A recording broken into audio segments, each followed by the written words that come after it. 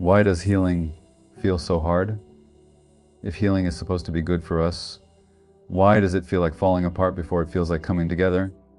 Why does facing your pain feel more terrifying than staying in it? Why does growth sometimes feel like grief? Many people believe healing should feel empowering, uplifting, even peaceful. But the truth is, real healing often feels destabilizing. It can feel like losing yourself before you find yourself. It can feel like confusion, anger, exhaustion, even loneliness. And there is a reason for that. Healing feels hard not because you are weak. It feels hard because your survival patterns were once necessary. Healing feels difficult because it asks you to dismantle the very strategies that once protected you. When you were young, perhaps without realizing it, you adapted. You learned how to stay safe in the emotional climate around you. Maybe you became hyper-independent. Maybe you became the peacemaker. Maybe you shut down your feelings. Maybe you became overly responsible for others' emotions. These were not flaws. They were brilliant adaptations. The nervous system does not care about happiness, it cares about survival. If love was inconsistent, you learned to be vigilant. If affection was conditional, you learned to perform. If emotions were dismissed, you learned to silence yourself. And here is the painful paradox. The very patterns that once kept you safe are the same patterns that now keep you stuck. Healing requires you to feel what you once avoided. It requires you to set boundaries where you once complied. It requires you to say no when your body is used to saying yes, to stay connected. Of course, that feels terrifying because to your nervous system, change feels like danger, even when it is healthy. Healing also feels hard because it confronts grief. Not just grief for what happened, but grief for what did not happen. The love you needed but did not receive. The protection you deserved but did not have. The version of yourself you had to abandon in order to belong. And grief is not a neat emotion. It moves in waves. It disrupts identity. It makes you question who you are without your coping mechanisms. There is another reason healing feels hard. When you stop blaming yourself, you may have to acknowledge what hurt you, and that can feel disloyal. Many people protect their caregivers or partners by minimizing their own pain. Admitting harm can feel like betrayal, even when it is simply honesty. Healing asks for truth, and truth can shake the foundation of your entire story. But here is what makes healing possible. Your symptoms are not signs of brokenness. They are signs of adaptation. Anxiety, people-pleasing, emotional shutdown, perfectionism, these are not character flaws. They are survival responses. When you understand that, shame begins to soften. Healing does not mean becoming someone new. It means becoming someone more authentic. It means slowly teaching your nervous system that safety is no longer earned through self-abandonment. It means allowing yourself to feel without collapsing. It means tolerating discomfort without escaping it. And that is difficult work, because healing is not about fixing yourself. It is about remembering who you were before you had to protect yourself. And remembering takes courage. Survival patterns resist change. Survival patterns resist change because your system isn't asking, is this healthy? It's asking, will this keep me connected? Will this keep me safe? Will this prevent rejection, conflict, abandonment, humiliation? And for a long time, the answer was yes. So when you try to heal, what you often meet first is not relief, it's resistance. Not because you're lazy, not because you don't want freedom badly enough, but because the part of you that learned to survive is doing its job. It is loyal, it is vigilant, it is protective. It is trying to prevent the kind of pain that once felt unbearable. Think about what we call coping mechanisms. People-pleasing, overthinking, hyper-independence, emotional numbness, perfectionism, control, rage, withdrawal, business, addiction, caretaking everyone else, staying in relationships that hurt, avoiding conflict at all costs, shutting down needs. We label these as problems. But the deeper truth is they are strategies, they are adaptations, they are evidence that you found a way to survive a world that did not feel safe to be fully yourself in. If, as a child, expressing anger led to punishment, your body learned, don't feel anger. If crying brought ridicule or neglect, your body learned, don't need comfort. If being quiet kept the peace, your nervous system learned, silence equals safety. If being useful earned affection, your system learned, earn love by over-giving.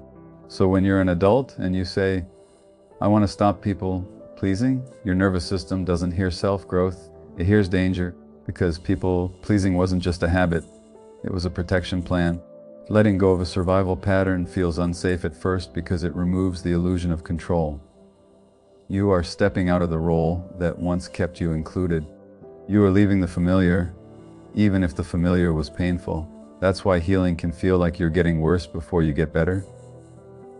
You set a boundary, and suddenly you feel guilt, panic, nausea, trembling. Not because the boundary is wrong, but because your body is bracing for what used to come next: anger, abandonment, punishment, withdrawal of love. You stop over-explaining. Your mind screams, they'll misunderstand you, they'll leave. You stop fixing everyone, and you feel strangely empty because your identity was built around being needed. You stop numbing out, and you feel everything, and it feels like drowning. You stop chasing emotionally unavailable people, and you feel the ache of loneliness you were outrunning. Healing is often not adding something, it's subtracting something that was holding your world together. And that subtraction creates a gap between the old strategy and the new way of being. And that gap feels terrifying because in that gap, you don't yet have trust in yourself. You don't yet have proof that you can survive discomfort. You don't yet have the inner experience of, I can be rejected and still be okay. You don't yet have the felt sense of safety inside your own body. So your system says, go back. Do the old thing, it worked before. This is why willpower isn't enough, because survival patterns are not logical choices. They are nervous system reflexes. They live in the body, and the body does not respond to lectures. It responds to felt experience, to repetition, to gentleness, to safety. That's why the real work of healing is not forcing yourself to change. It's slowly teaching your system that you no longer need to earn love through self-erasure. It looks like this. You set a small boundary and you stay with the discomfort without rescuing others from it. You tolerate someone being disappointed in you, and you don't collapse. You notice the urge to over-explain, and you breathe instead. You feel the panic rise, and you remind yourself, this is old fear, not current danger. You choose a healthier relationship, and you let it feel unfamiliar without calling it boring. Healing is the gradual retraining of your nervous system to understand that safety can exist without performance, without control, without self-abandonment. And yes, at first, letting go of survival patterns feels unsafe because your body thinks those patterns are love, those patterns are belonging, those patterns are protection. But the goal isn't to shame the part of you that clings to them. The goal is to thank it, to say, I understand why you did this. You kept me going. You got me through. And now we can learn something new. Because the measure of healing isn't that you never get triggered again. It's that you can feel the trigger and still choose yourself. It's that you stop confusing attachment with love. You stop confusing familiarity with safety. You stop confusing self-sacrifice with worth. And slowly, quietly, your body learns the most revolutionary truth. You can be safe without disappearing. The nervous system confuses familiarity with safety. Your nervous system confuses familiarity with safety because it was never designed to pursue your happiness. It was designed to keep you alive. And what keeps you alive, especially early in life, is not what's healthy. It's what's predictable. That's the part most people miss. We imagine that if something hurts us, we should naturally move away from it. But the nervous system doesn't always move away from pain, not if the pain is familiar, not if the pain came packaged with connection, and not if that pain was the emotional climate you learned to adapt to. So even when a relationship is draining, unpredictable, cold, critical, or emotionally unsafe, it can still feel strangely right. Not because you like it, not because you want it, but because your system recognizes it. And recognition feels like safety to a nervous system that learned to survive through pattern matching. If you grew up in an environment where love came with anxiety, you may now associate anxiety with love. If you grew up walking on eggshells, calmness may feel suspicious. If you grew up being emotionally neglected, someone who truly sees you may feel too much, invasive, overwhelming, even unsafe. If you grew up having to earn affection, being loved for free can feel undeserved and therefore unstable. This is the cruel paradox of trauma. Your nervous system might reject the healthy and cling to the harmful because the harmful is familiar. That's why people often say, I don't know why I keep choosing the same kind of partner. Or why do I feel bored in a stable relationship? Or why do I feel more alive with someone inconsistent? Because alive isn't always love. Sometimes alive is your nervous system in activation, hypervigilance, anticipation, fear, craving, longing, adrenaline. It's the familiar chemistry of unpredictability. Inconsistency creates obsession. Uncertainty creates fixation. Not because you're weak, but because your body is trying to solve an old problem. How do I finally earn the love I didn't get? So you choose what's familiar, hoping this time it will end differently. That's not romance. That's repair, seeking. And healing disrupts what feels familiar because healing introduces something your system may not have had early on. Safety without chaos. Love without performance. Connection without self-abandonment. And at first, that feels wrong. When you step into a healthier dynamic, your body may react with discomfort, not relief, discomfort. You might feel restless with someone consistent. You might feel irritated by calmness. You might feel numb with stability. You might feel the urge to create a problem, not because you enjoy drama, but because your system is searching for a familiar emotional temperature. Because without chaos, your nervous system doesn't know where it stands. It's like someone who has lived near a highway their whole life. The noise is exhausting, but it becomes the background. Then they move to a quiet neighborhood and they can't sleep. The silence feels unsettling. That's what healing can feel like. You leave the emotional highway, the criticism, the unpredictability, the emotional chasing, and you enter quiet, and your system says, "Where's the danger? What am I missing?" That's why many people go back, not because they're stupid, because their nervous system is trying to return to what it understands. Familiarity can masquerade as chemistry, so you interpret intensity as connection, you interpret anxiety as attraction, you interpret having to prove yourself as, "This must be real." You interpret being emotionally starved as, "I want them so much." But what you want is not always what's good for you, especially if your wanting was shaped by deprivation. Healing disrupts familiarity by forcing you to sit inside new experiences long enough for your nervous system to update. It asks you to tolerate the awkwardness of healthy love, and healthy love can feel awkward at first, because it doesn't hook you with unpredictability. It doesn't keep you guessing.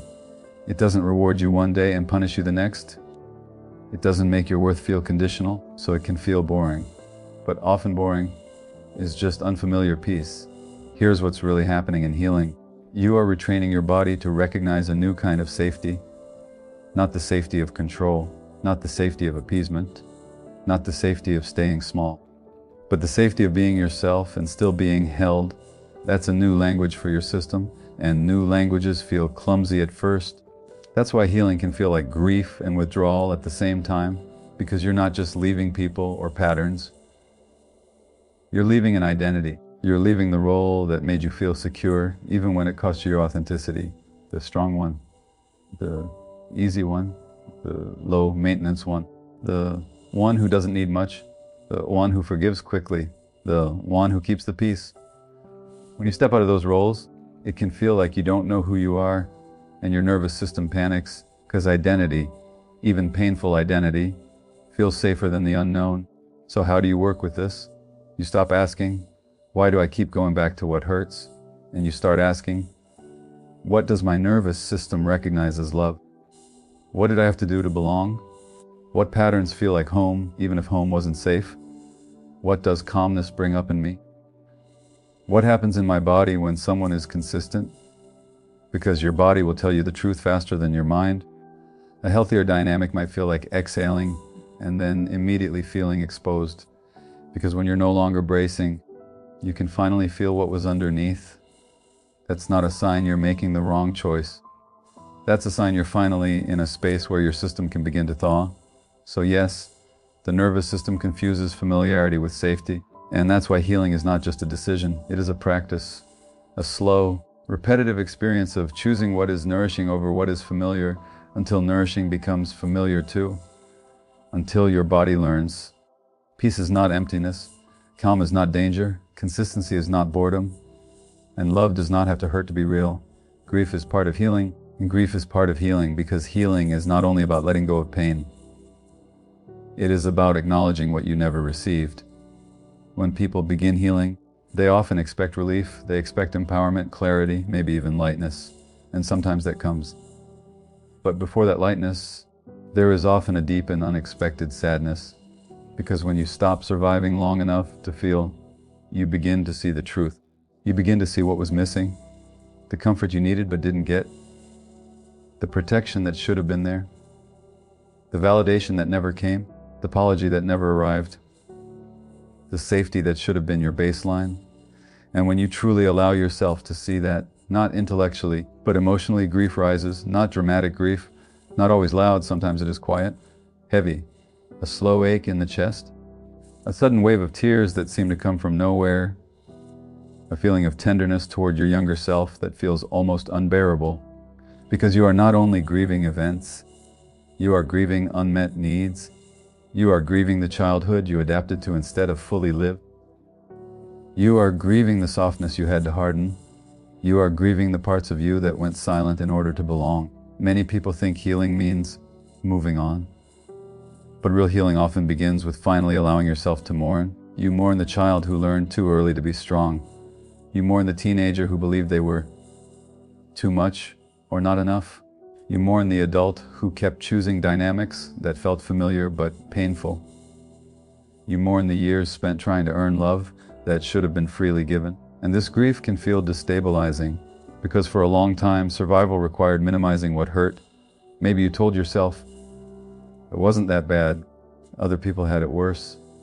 They did their best. I'm overreacting. I should just be grateful. Those thoughts weren't weakness. They were protection. If you fully felt the pain back then, it might have overwhelmed you. But healing asks you to remove that emotional anesthesia. And when the numbness fades and grief comes forward, grief for what happened and grief for what didn't happen, that second kind of grief is often the deepest. The absence of consistent love, the absence of emotional safety, the absence of someone who said, you don't have to earn this. You are already enough. When you begin to heal, you may realize that certain behaviors you normalize were actually forms of neglect, rejection, or emotional absence. And that realization can feel like betrayal, not only of others, but of your own narrative. Because if you acknowledge what was missing, you can no longer pretend it didn't matter. And it did matter. That is what grief is protecting. Grief also emerges because healing requires identity change. You are not only releasing pain, you are releasing roles. The caretaker, the overachiever, the invisible one, the peacekeeper, the emotionally independent one, the one who doesn't need much. Those roles once gave you belonging. They gave you purpose. They gave you a way to feel valued. Letting them go can feel like losing yourself. There is a sadness in realizing, I built my identity around surviving. When you stop performing, pleasing, fixing, shrinking, you may not immediately know who you are without those strategies. And that uncertainty can feel like loss. Grief is also the body processing what it once had to suppress. Sometimes grief shows up as fatigue, sometimes as irritability, sometimes as withdrawal, sometimes as unexpected tears during quiet moments, sometimes as anger that was never allowed to surface.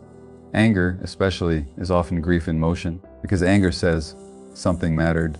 Grief says something was missing, and healing says it is safe to feel this now. The mistake many people make is trying to rush this stage.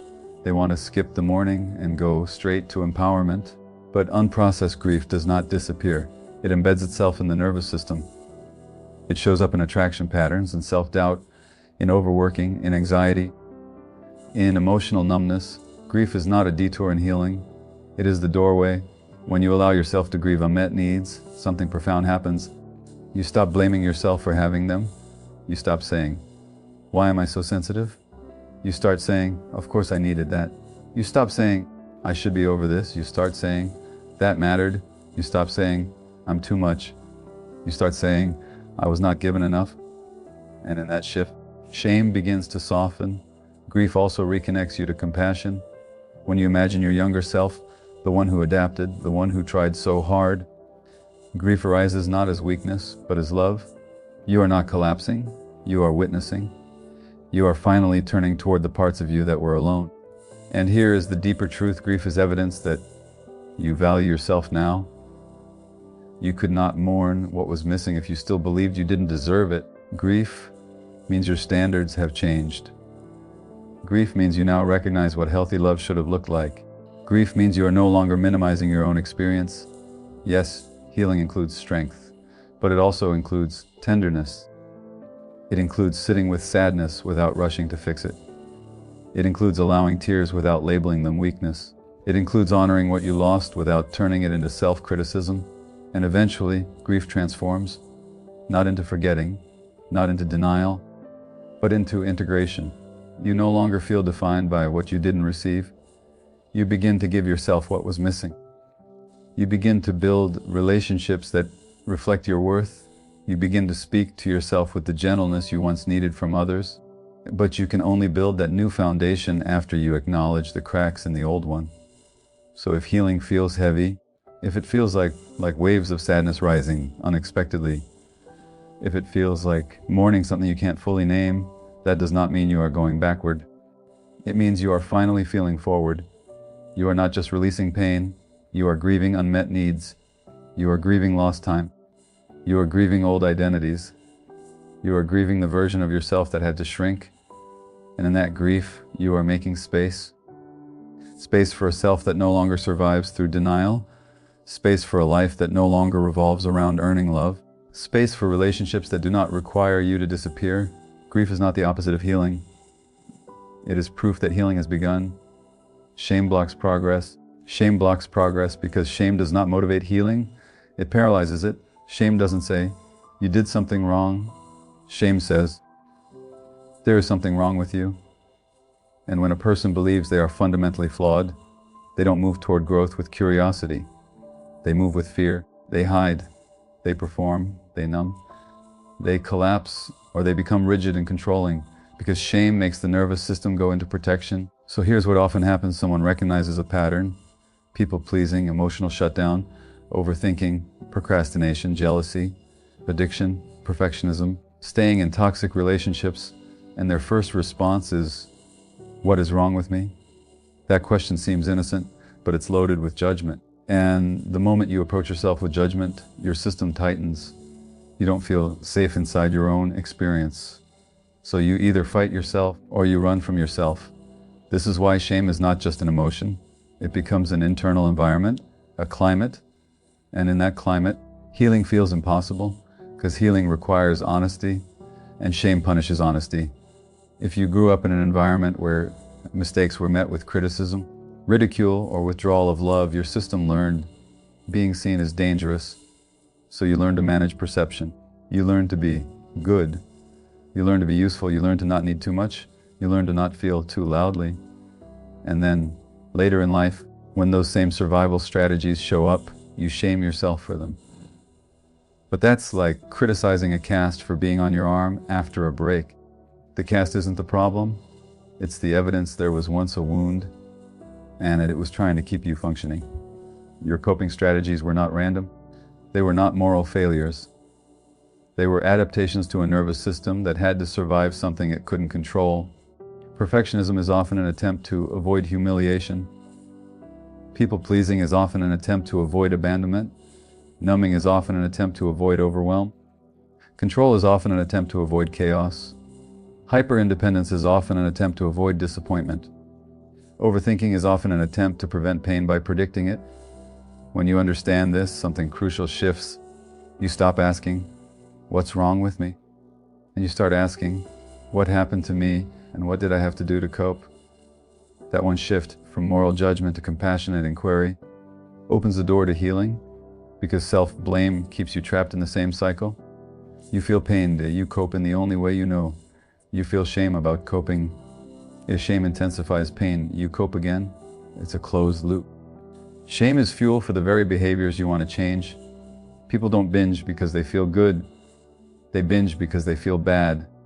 People don't shut down because they don't care. They shut down because their system is overwhelmed. People don't cling because they're needy. They cling because their attachment system is panicking. And shame takes these protective responses and turns them into identity. I'm weak. I'm broken. I'm too much. I'm not enough. I'm unlovable. I always ruin things. Now the nervous system is not just carrying the original pain, it's carrying the added burden of self-rejection. And self-rejection is incredibly destabilizing because the greatest form of safety any human being can have is internal, the sense that I can be with myself. Shame takes that away. It makes you your own enemy. So when we say understanding coping strategies as adaptations reduces self-blame, we're talking about something very practical, not just philosophical. It changes how your brain relates to your behavior. Instead of using a whip, you use a flashlight. Instead of stop doing this, you're pathetic, it becomes, this is my nervous system trying to protect me. What is it afraid of? That approach reduces threat inside the body. And when threat decreases, the nervous system becomes more flexible. Flexibility is what healing requires, not intensity, not self-hatred, not forcing. Flexibility, that's why compassion is not softness in the childish sense. It's not indulgence. It's not making excuses. It's actually the most direct route to change because it creates enough safety to be honest. Compassion says, this makes sense. You're not crazy. You adapted. And we can learn a different way now. Notice how different that feels in the body. Shame tightens. Compassion softens. Shame makes you hide. Compassion makes you curious. Shame makes you rigid. Compassion makes you present. And presence is where change happens. Because healing is not achieved through punishment. Punishment reenacts the original wound. If you already grew up in an environment where love was conditional, where you were criticized, dismissed, or emotionally abandoned, then shaming yourself is simply continuing the same pattern. Only now you are the one doing it. That's why shame feels familiar. It matches old wiring, but healing means stepping out of that familiar relationship with yourself. It means learning to say, I'm not bad, I'm hurt. I'm not defective, I'm adapted. I'm not failing, I'm triggered. I'm not unworthy, I'm unregulated. And when you name it that way, the door opens. Because once you remove the moral condemnation, you can finally access the real questions. What am I protecting myself from? What emotion am I afraid to feel? What belief about myself is driving this pattern? What did I learn love costs? What did my nervous system learn was necessary to stay connected? Those questions lead somewhere. Shame doesn't. Shame just repeats itself. So if you want a practical way to work with this, try this internal reframe. Instead of saying, I'm doing it again, say, my protector is here. That protector might be, or the pleaser, or the controller, or the avoider, or the performer, or the rescuer, the number, or the fighter, the checker, and then ask, what are you afraid would happen if you didn't do this? This is not therapy language for decoration. It's nervous system language for regulation. Because the goal is not to eliminate parts of you. The goal is to reassure them. You're essentially telling your body, we're not in the old danger anymore. You don't have to carry this alone. And slowly, as compassion grows, shame shrinks. Not because you fixed yourself, but because you stopped attacking yourself. And that's when progress becomes possible. Because healing doesn't begin with discipline. It begins with the end of self-violence. Understanding your coping strategies as adaptations doesn't excuse harm. It doesn't deny responsibility. It simply puts your behavior in the correct context. You did what you had to do to survive, and now you can choose something else, not from shame, but from self-respect. And that is what opens the door to real compassion, not the kind that says, it's fine, keep suffering, but the kind that says, you deserve better, and I will not abandon you on the way there. Healing is not hard because you are broken. It is hard because the patterns you are trying to release once protected you. It is hard because your nervous system confuses familiar with safe. It is hard because grief rises when you finally acknowledge what was missing. It is hard because shame has been whispering for years that you are the problem. But here is the deeper truth. Nothing about your coping strategies proves weakness. They prove intelligence. They prove adaptation. They prove that you survived something that required strength. The difficulty of healing is not evidence that you are failing. It is evidence that you are undoing years of conditioning. You are teaching your body that safety no longer requires self-abandonment. You are teaching your heart that love does not have to hurt to be real. You are teaching your mind that mistakes do not equal unworthiness. And that kind of rewiring takes patience. Healing is not a dramatic breakthrough. It is a quiet, repeated choice to stay present instead of numb, to set a boundary instead of overextending, to feel grief instead of minimizing it, to meet shame with curiosity, to choose authenticity over performance. There will be days when it feels like you are unraveling, but sometimes unraveling is simply the loosening of armor you no longer need. You are not going backward when you feel deeply. You are not weak when you grieve. You are not dramatic when you set limits. You are not selfish when you protect your peace. You are becoming honest, and honesty, especially with yourself, is the foundation of real healing. So if healing feels hard, let that be reassurance, not discouragement. It means you are no longer running. It means you are no longer pretending. It means you are no longer abandoning yourself to stay comfortable for others. It means you are coming home. And coming home, after years of survival, will always feel unfamiliar at first. Stay with it, because on the other side of survival is not perfection, it is freedom.